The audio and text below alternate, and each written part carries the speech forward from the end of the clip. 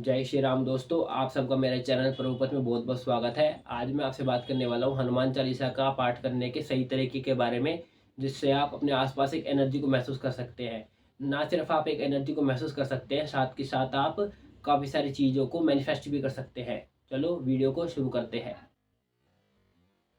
हनुमान चालीसा का पाठ करने के तरीके के बारे में बात करने से पहले मैं आपसे ये बात करना चाहूँगा कि हनुमान चालीसा का निर्माण किसने, कब और कैसे किया था। इसके पीछे भी एक कहानी है। एक समय की बात है, जब अकबर ने श्री तुलसीदास जी को अपने दरबार में बुलाया, तो उस समय अकबर ने श्री तुलसीदास जी से अपनी ये इच्छा जाहिर करी कि उनको भी श्री राम जी के दर्शन करने हैं। तो उस समय अकबर को श्री तुलसीदास जी ने बताया कि आपको भी हिंदू धर्म को अपनाना होगा और साथ के साथ भगवान की स्तुति करनी होगी, जिससे आपको भगवान के दर्शन भी हो सकेंगे। इससे क्रोधित होकर अकबर ने श्री तुलसीदास जी को जेल में यानी कि कारागार में बंद कर दिया। और उसी जगह पर कारागार में ही रहते रहते श्री तुलसीदास जी ने हनुमान जी का वर्णन करते हुए 40 लाइनों का निर्माण किया, और उसी को ही हम आज हनुमान चालीसा के रूप में जानते हैं और उसी का पाठ करते हैं। और इसी हनुमान चालीसा को जेल में रहते रहते एक वृद्ध बंदर ने जेल के बाहर रहते हुए सुना था, और वही वृद्ध बंदर श्री हनुमान जी थे, जिन्होंने सबसे पहले हनुमान चालीसा का जो पाठ जो तुलसीदास जी द्वारा निर्मित किया गया था उसको सुना था। चलो अब मैं आपसे बात करता हूँ कि आप किस तरह से पूजा पाठ करें हनुमान चालीसा की, जिससे आपको अपने आसपास एक एनर्जी महसूस हो। आप सबने कभी ना कभी हनुमान चालीसा का पाठ तो जरूर किया होगा। उसके सबसे स्टार्टिंग में ये जो लाइन आती है कि श्री गुरु चरण सरोज रज निज मन मुकुर सुधारी, बलनो रघुबर बिमल जसऊ जो दायक फलचारी। इसका मतलब क्या है, आप सबको इसके बारे में कहीं पता है? ये सिर्फ 4 लाइन नहीं है, ये सिर्फ एक चौपाई नहीं है। इसके अंदर एक ऐसी टेक्नोलॉजी यूज़ की गई है जो आप सबको नहीं पता, क्योंकि जब तक आपको किसी चीज़ के बारे में नहीं पता तो आपको उस चीज़ को ढंग से यूज़ भी करना नहीं आएगा। और इसीलिए अब मैं इसको बारे में आपको बताना चाहता हूँ। इसमें ये कहा गया है कि श्री गुरु जी की चरण कमलों की धूलि से अपने मन रूपी दर्पण को पवित्र कर कर रघुवीर जी के निर्मल यश का गुणगान करता हूँ, जो चारों फलों को देने वाले हैं। वे है धर्म, अर्थ, काम, मोक्ष। ये इन 4 लाइनों में बताया गया है, क्योंकि जब तक हम हनुमान चालीसा का पाठ करने से पहले अपना समर्पण भगवान को पूर्ण तौर से नहीं देंगे, तो हम उसके बारे में ढंग से भगवान के हम हनुमान चालीसा पाठ करके क्या बताना चाहते हैं भगवान को? भगवान को हमारी बात को सुनने में अच्छा लगता है? नहीं, हनुमान चालीसा का पाठ करके हम भगवान को बता रहे हैं कि हम भगवान अपना समर्पण करके हम आपके पास आके इस पाठ का आपके निमित्त आके हम इस पाठ को कर रहे हैं। और तभी अगर हम ये बातें कहकर श्री हनुमान चालीसा का पाठ करते हैं, क्योंकि मैंने बहुत लोगों को देखा है, अगर उनको डर लगता है तो वो सीधा जय हनुमान ज्ञान गुण सागर से शुरू कर देते हैं, जबकि ये एक सही वे नहीं है। अगर आप हनुमान चालीसा का पाठ करते हैं तो वह उन जो चौपाई है उसका पाठ करना जरूरी है, क्योंकि वह गुरु के बारे में बताया गया है। आप कभी भी कोई काम करते हैं तो उसको अगर आप गुरु गुरु को साथ लेकर अगर उस पाठ को करते हैं तो आपको काफ़ी सारी चीज़ों को आराम से क्लियर हो सकती हैं, क्योंकि गुरु के बारे में हिंदू धर्म में काफ़ी सारी चीज़ें बताई गई है। क्योंकि जिसमें से ये भी बताया गया है कि कवच अभेद विप्र गुरु पूजा यही सम विजय उपाय न दूजा। मतलब इसमें ये बताया गया कि ऐसा कवच गुरु की कृपा से होता है, और उन्हीं की कृपा से हम काफ़ी सारे काम कर सकते हैं, और इसके सिवा और कोई उपाय नहीं है। जिसमें साफ साफ बताया कि कवच अभेद विप्र गुरु पूजा यही सम विजय उपाय न दूजा। ये साफ साफ बताया गया। अगर आप कोई भी काम करते हैं तो गुरु को पहले लेकर अगर उस काम को करते हो तो आपको जो आप काम करना चाह रहे हो उसमें आपको सफलता जरूर हासिल होगी। और साथ के साथ एक तो ये तरीका होगा कि हनुमान चालीसा का पाठ करते वक्त आपको पहले ये फील करना है कि मैं भगवान के सामने पूर्ण समर्पण रूप रखकर इस हनुमान चालीसा का पाठ कर रहा हूँ। और साथ के साथ हनुमान चालीसा का पाठ आप एक जगह पर बैठ के करें। हनुमान चालीसा का पाठ जब आप करते हैं तो किसी एक फिक्स जगह पर रोज डेली उसी को पाठ को करें।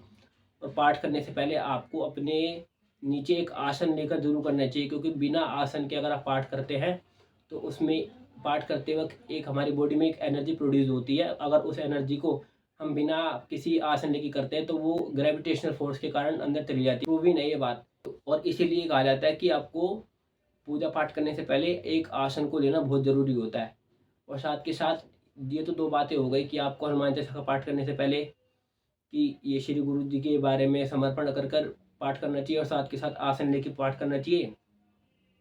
और साथ के साथ अगर आप हनुमान चालीसा का पाठ करते हैं तो उसमें आप देखेंगे कि हनुमान चालीसा का जो हनुमान चालीसा में जो पहली 10 लाइन है वो श्री हनुमान जी को समर्पित है, और 11 से जो 20 लाइन है वो श्री राम जी को समर्पित है। और फिर उसके बाद 21 से लेके जो 30 तक लाइन है वो श्री लक्ष्मण जी को समर्पित है। और उसके बाद जो 31 से लेके जो 40 लाइन है वो श्री हनुमान जी के गुणगान करते हुए ये लाइनें बताई गई हैं। आप कभी इसको ध्यान से पढ़ना, आपको समझ भी आएगा। और साथ के साथ मैंने कई लोगों के मन में ये भी सवाल देखा है कि आप महिला हनुमान चालीसा का पाठ कर सकती हैं। पाठ तो कोई भी कर सकता है, इसमें कोई ऐसी बंदिश नहीं है कि हनुमान चालीसा का पाठ महिलाएं नहीं कर सकती हैं, कभी भी कर सकती हैं। ऐसे कोई बंदिश नहीं होती है हनुमान चालीसा का पाठ करने के लिए। और अगर आप हनुमान चालीसा का पाठ करते हैं तो एक एकांत शांत वाली जगह पर बैठकर ही पाठ करें, क्योंकि आप ये इसको आप मैं एग्जांपल से समझाता हूँ। आप कभी भी कोई भी पाठ या फिर आप कभी भी स्टडी करते हैं तो आप उसके लिए अपने आसपास एक माहौल बनाते हैं कि अब मुझे ये जगह साफ चाहिए, अब मेरे को यहाँ पर कोई डिस्टर्बेंस ना हो, वहाँ पर वहाँ बैठ कर मैं आराम से पढ़ सकता हूँ, ताकि मैं जो मैं पढ़ रहा हूँ मेरे एब्जॉर्ब हो सके वो चीज़ें। तो उसी तरह से भगवान की पूजा है। जब भी आप पूजा पाठ करते हैं तो उस समय आपको एक एकांतवास यानी कि एक साइलेंस वाली जगह चाहिए होती है, और वो जगह वो हो जहाँ पर आप रोज़ बैठ के पूजा कर सके। क्योंकि जो हम पूजा करते हैं उसमें एक एनर्जी प्रोड्यूस होती है। अगर उस एनर्जी को, और हमारा जो मन है वो बड़ा चलायमान होता है, यानी कि वो बड़ा इधर से तो भटक जाता है। तो अगर हमारे आसपास आवाज़ें नॉइज़ आ रही होगी, अगर हम उस पाठ को कर रहे हैं तो हमारा मन वहाँ लगेगा ही नहीं। और जब हम इस पाठ को करते वक्त साइलेंसनेस में जब हम पाठ करते हैं तो हमारा को जो एनर्जी होती है उसके बारे में ज़्यादा फील होता है, वो हमको ज़्यादा फील होती है।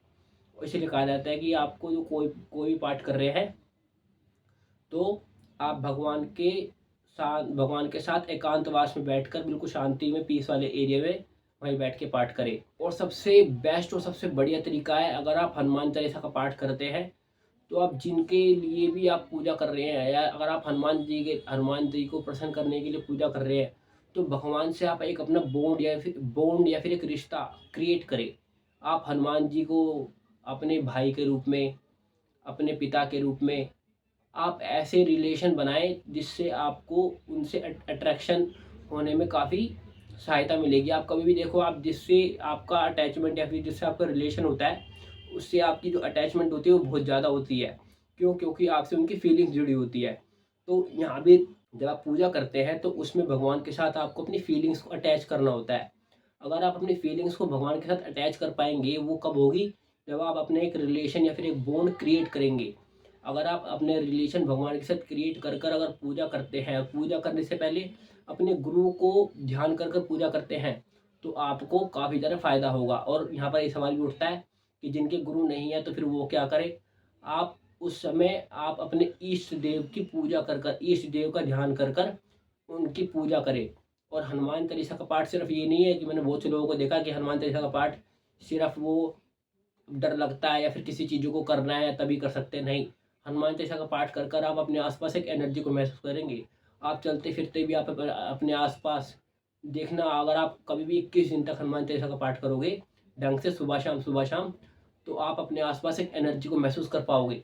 ये मैं मेरे अपने खुद की एक्सपीरियंस वाली बात बता रहा हूँ आपको, आप खुद देखना।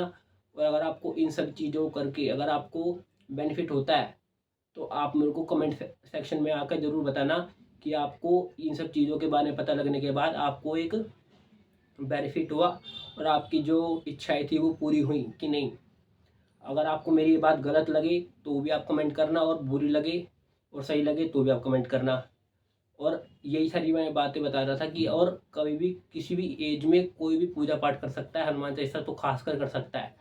पर उसको करने का एक तरीका होता है, वो मैंने बताया आपको, बैठ के कर सकता है। तो ठीक है। और अगर आपको मेरी वीडियो अच्छी लगी हो तो इसको लाइक करें, शेयर करें, और मिलते हैं नेक्स्ट वीडियो में। ऐसे वीडियो लाता रहता हूँ, तो आप मेरे चैनल को सब्सक्राइब कर सकते हैं ताकि आपको और वीडियो के नोटिफिकेशन मिलती रहे। मिलते हैं नेक्स्ट वीडियो में। जय श्री राम।